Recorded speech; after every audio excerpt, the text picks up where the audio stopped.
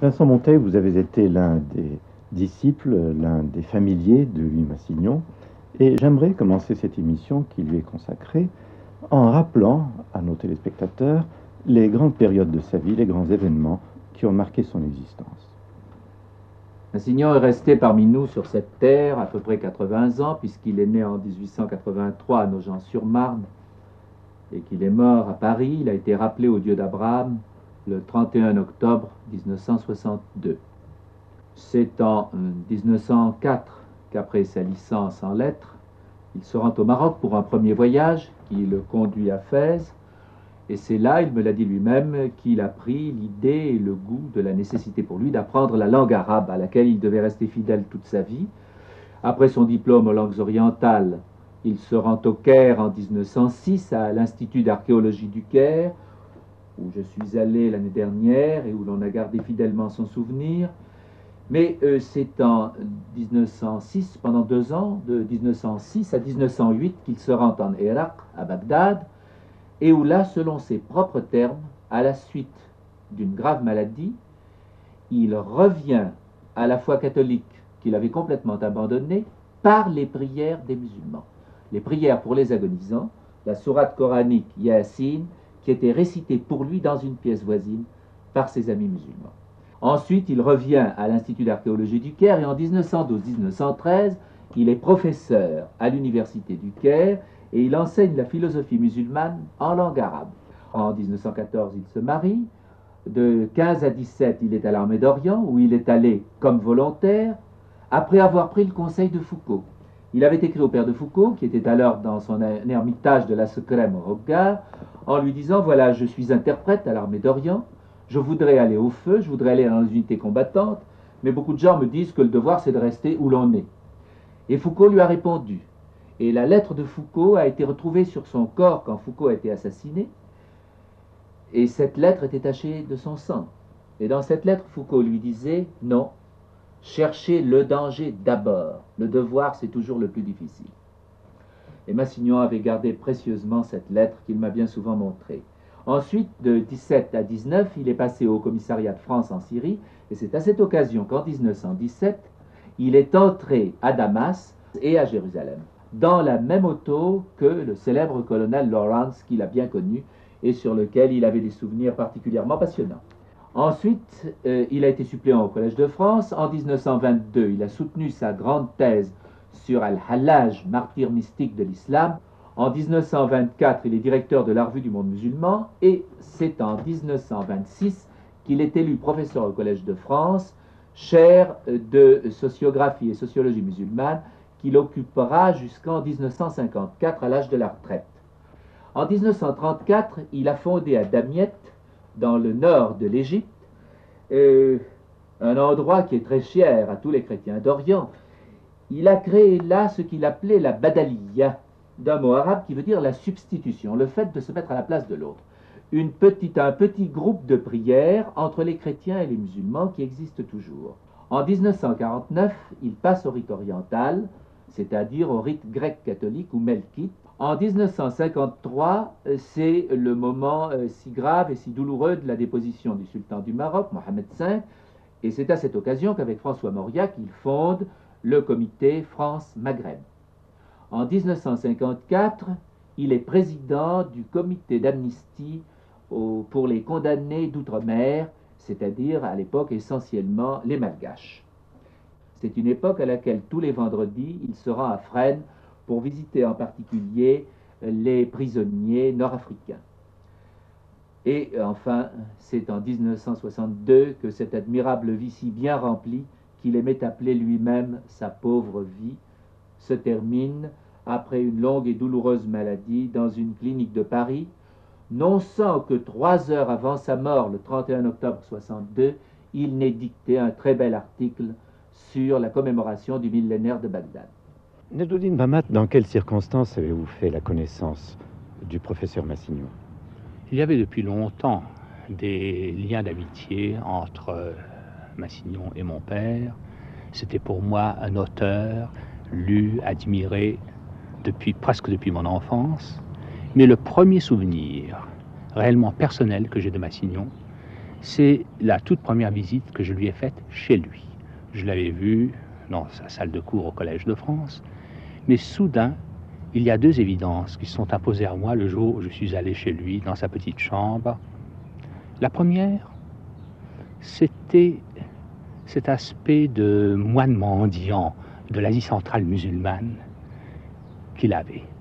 Il était recouvert d'un grand burnous, d'une djellabia de bure épaisse, qui lui donnait à la fois un peu l'allure d'un moine franciscain, mais surtout d'un de ces moines mendiants de l'ancienne Asie centrale musulmane. Et cela me faisait penser également à ce verset du Coran où la mission du prophète Mahomet lui est annoncée. Il lui est dit « Ô toi, l'homme couvert d'un manteau, lève-toi et prêche ». La première image de Massignon pour moi, c'est celle de l'homme couvert du manteau. Il y avait également ce jour-là, et je le voyais sans cesse au-dessus de sa tête, son sabre de cavalerie. Alors le souvenir de l'homme d'action venait toujours se mêler à cette présence de l'homme de prière, de l'homme de contemplation. Et en réalité, par la suite, Massignon a été pour moi l'homme qui a réussi à réunir dans une seule vie, dans une seule expérience, l'aventure spirituelle de l'homme de prière, l'aventure de l'homme d'action, et aussi l'homme de connaissance. Homme d'action, homme de connaissance, homme de prière, mais nullement disjoints et séparés, réunis en un seul être. C'était à l'époque qui a précédé ce qu'on appelle la décolonisation. Il s'inquiétait du sort des prisonniers malgaches. Il m'a demandé d'aller le voir dans cet appartement qui tenait de la bibliothèque et de l'oratoire, chez lui, rue Monsieur. Et c'est à cette occasion que je l'ai rencontré effectivement pour la première fois. On avait vraiment le sentiment, en sa présence, qu'on était devant un homme inspiré, une sorte de prophète, très simple, mais indiscutablement inspiré, un homme dont on ne s'est pas étonné par la suite d'apprendre le prodigieux prestige dont il jouissait auprès de ceux qu'il avait rencontrés, anciens élèves en particulier. Salah Stéty, vous avez été durant plusieurs années, durant 4 ans je crois, l'élève de Massignon. Oui, j'ai été l'élève de Massignon. J'ai eu ce très grand privilège d'être l'élève de Massignon à l'école des hautes études et simultanément au Collège de France. Et je dois dire que ça a été dans ma vie une expérience déterminante, car Massignon n'était pas un professeur. Massignon était ce qu'il faut bien appeler un maître, c'est-à-dire qu'on avait l'impression à son contact qu'il avait les clés de la vie et d'une certaine façon les clés de la mort, et que le contact avec Massignon était un contact susceptible de transformer radicalement l'orientation d'une vie. Connaître Massignon, c'était d'une certaine façon se convertir. J'ai là un livre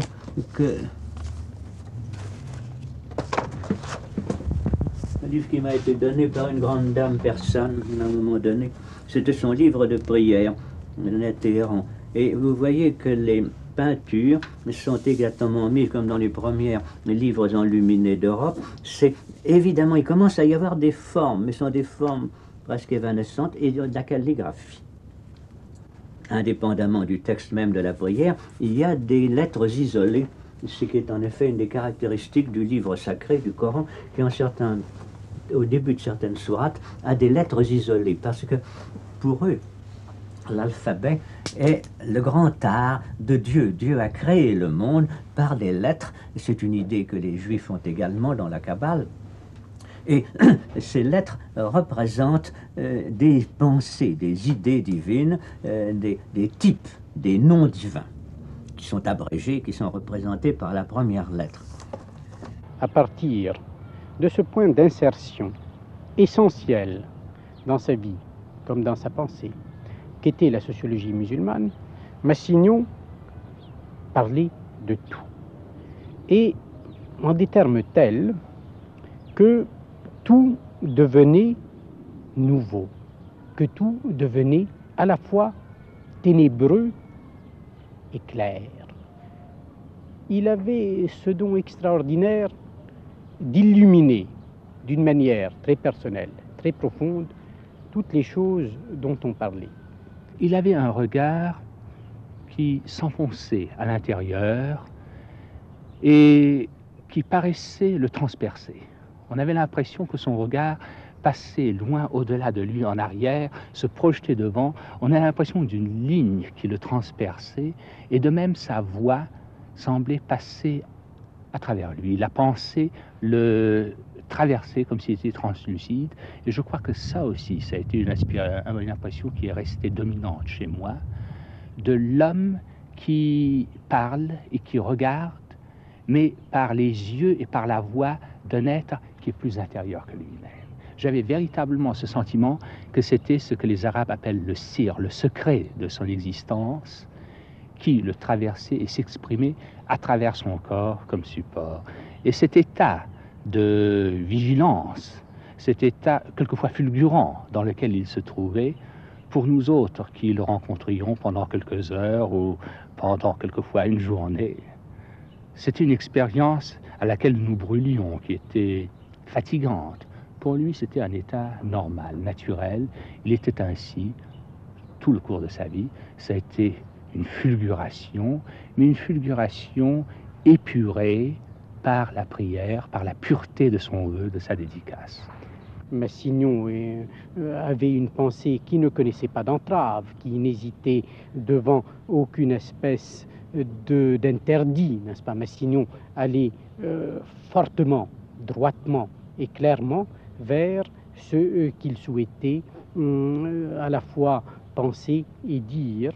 Et avec lui, n'est-ce pas, on respirait ce que André Breton a appelé à propos du surréalisme, bien que Massignon n'ait rien à voir avec le surréalisme, l'oxygène à l'état naissant. Et avoir respiré cet oxygène-là vous marque pour toute la vie. C'était un homme qui pensait qu'on ne peut pas se contenter d'avoir des idées, mais qu'il faut aussi témoigner. Le mot témoignage, c'est un des mots les plus importants du vocabulaire de Massignon, le témoignage. Sa vie était, il le disait lui-même, une vie donnée. C'était une vie donnée pour qui?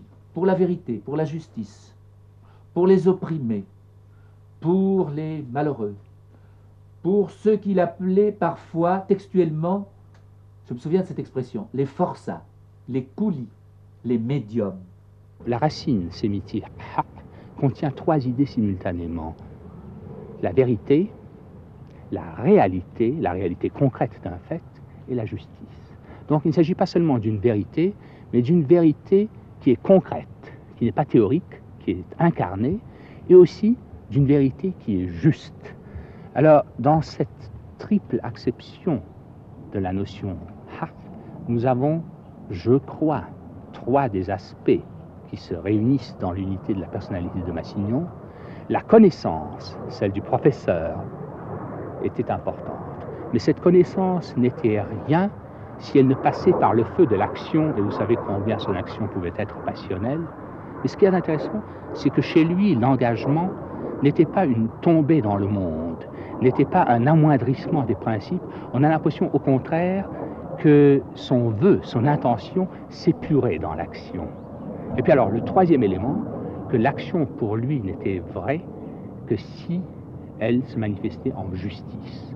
Voilà par exemple comment est situées les trois grandes religions que les musulmans appellent scripturaires, des Ahl al-Kitab, le judaïsme, le christianisme et l'islam. Il disait, je cite de mémoire, de même que le judaïsme est centré sur l'espérance messianique, de même que l'islam est centré autour de la foi en un Dieu unique, de même le christianisme est voué à la charité. La foi, l'espérance et la charité. C'est très simple, il suffisait d'y penser, et c'est évidemment très beau. C'est tous les jeudis, régulièrement, qu'il venait à Saint-Julien-le-Pauvre pour me servir la messe. Et là, évidemment, j'étais édifié d'abord par sa piété. Lorsque j'arrivais à l'église, il était toujours avant moi, à genoux, plongé dans sa méditation. Ce qui m'a édifié également en lui, c'était sa simplicité. Lui, professeur au Collège de France, il ne dédaignait pas de faire l'enfant de chœur. Il préparait les burettes, il allumait les cierges, il préparait tout pour la Sainte Liturgie. Et évidemment, Sainte Liturgie, en général, celle du matin, je la célébrais en français à cause de l'assistance, pour qu'ils puissent comprendre, mais la liturgie de jeudi était toujours dite en arabe à cause de Massignon. Et en servant la messe, j'étais édifié par la manière dont Massignon s'y prenait. Surtout lorsqu'il récitait l'hymne du Trisaïon, « Vous êtes saint ô Dieu, vous êtes saint ô fort, vous êtes saint ô immortel », il disait cette strophe avec tant de conviction, avec tant de ferveur, qu'on sentait que c'était une âme qui était prise par la contemplation de la Sainte Trinité. On dit qu'il ressentait également une forte émotion, que parfois les larmes lui venaient aux yeux. Ça lui arrivait souvent. Et je l'ai constaté à plusieurs reprises. Mon père, vous êtes le neveu de Louis Massignon, mais ce n'est pas à ce seul titre que vous collaborez à cette émission, puisque, je crois, Massignon a eu une forte influence sur votre propre vocation. Et j'aimerais vous demander de nous donner un exemple de cette influence spirituelle du maître. Exemple, je le prendrai, si vous voulez, dans ma plus tendre enfance. Je me rappelle les tentes près de la Mette, à Cannes, avec mes cousins, à une messe, 11h midi, je ne sais, mais où à l'heure on ne communiait pas. Et j'ai vu s'avancer vers la table de communion un homme que je ne connaissais pas encore. Et mon premier réflexe fut de dire, curieux, j'étais presque choqué. Après, je me suis dit, voilà que chez un homme engagé, un homme en pleine maturité, la communion représente quelque chose et peut-être quelqu'un. Qui aimait citer avec quelle foi, avec quelle compassion ce mot célèbre de Pascal, Jésus restera en agonie jusqu'à la fin du monde, il ne faut pas dormir pendant ce temps-là. Massignon avait toute sa vie religieuse, et par conséquent toute sa vie tout court, sa pauvre vie, comme il disait, centrée autour de ceux qu'il appelait ses intercesseurs et de celles qu'il appelait ses compatientes. Ces intercesseurs, qui étaient-ce? Et c'était d'abord Huysmans, qu'il avait rencontré étant tout jeune à Ligugé, où il était allé le voir de la part de son père, à une époque où lui-même, Louis Massignon, était un croyant. Charles de Foucauld. Charles de Foucauld qui avait pensé à lui pour être son successeur dans son ermitage du Hogar, et dont il fut, bien entendu, l'héritier spirituel et l'exécuteur testamentaire. Gandhi aussi. Mais il était aussi en communion avec des intercesseurs qui étaient des morts.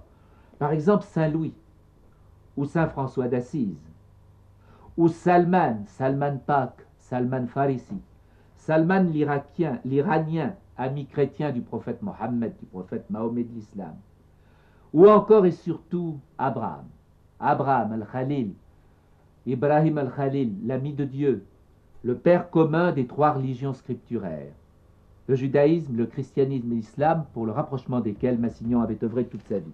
Et puis plus tard, de plus en plus, il sera intéressé par les 7 dormants, ceux que l'on appelle en islam Ahl al-Kahf, les gens de la caverne, auxquels une sourate du Coran est consacrée, que l'on récite tous les vendredis dans les mosquées, et pour lequel il organisa chaque année en Bretagne ce pèlerinage commun aux chrétiens et aux musulmans.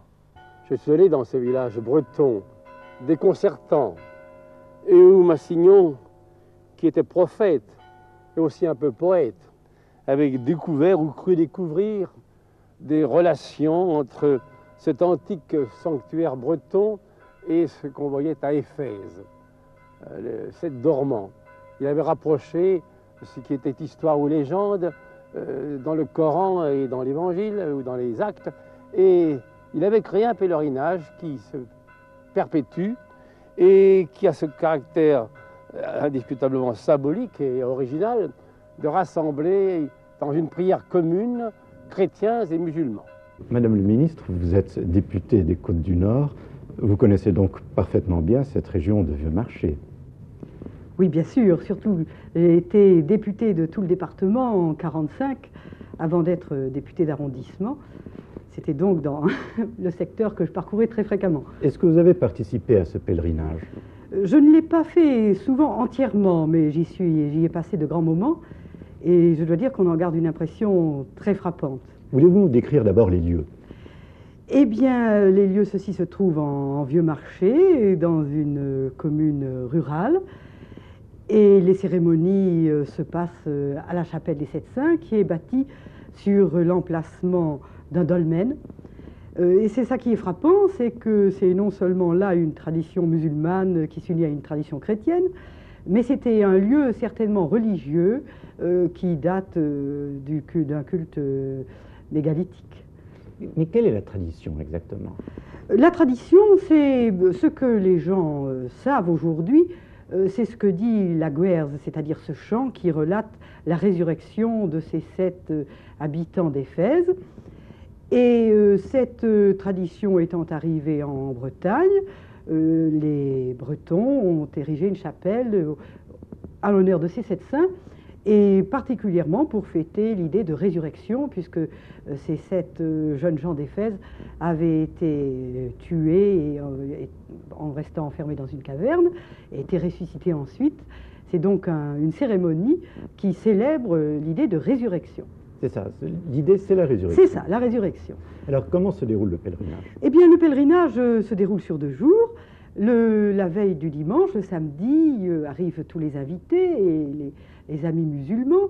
Et nous avons d'ailleurs des personnes qui viennent de tous les coins du monde. Il y en a qui viennent de Belgique, qui viennent d'Abyssinie, qui viennent du Mali, des îles Saint-Maurice, de l'île Comores. Enfin, nous avons vraiment beaucoup de personnes qui viennent de plus en plus nombreuses et que cette rencontre de chrétiens et de musulmans intéresse. Et alors on célèbre généralement le thé de l'amitié vers les 5 heures de l'après-midi, ce qui est une bonne tradition et qui marque bien combien les Bretons assimilent l'amitié musulmane, puisqu'ils feraient plus naturellement du café. Et ensuite, le soir, il y a une procession au flambeau avec tout un déploiement de bannières, de feux de Bengale. Et c'est le lendemain qu'ont lieu les messes, le dimanche. Alors le dimanche, il y a la messe en rite latin, et puis la messe en rite melkite. Et au cours de ces 2 messes, on lit le credo en breton et en kabyle. On lit aussi des textes en grec. On a vraiment le sentiment de nombreuses traditions qui ainsi s'unissent dans la prière. Quelle était la participation qui prenait le professeur Massignon? Quelle attitude avait-il durant ce pèlerinage? Massignon, malgré qu'il ait été l'instigateur, on peut même dire le créateur de ce pèlerinage, avec son humilité accoutumée, il se tenait à l'écart. Il ne paraissait pas. La veille, il y avait les vêpres, c'était des vêpres de rite latin qu'on chantait dans la petite église. Pendant ce temps-là, Massignon réunissait les musulmans. Il y avait toujours un groupe d'une 50aine, d'une 100aine de musulmans qui venaient, soit d'Algériens, Marocains, Tunisiens travaillant en France, ou bien même parfois des personnalités musulmanes qui venaient de la Turquie ou bien du Pakistan. Donc Massignon réunissait les musulmans dans la crypte qui se trouvait à côté de la chapelle.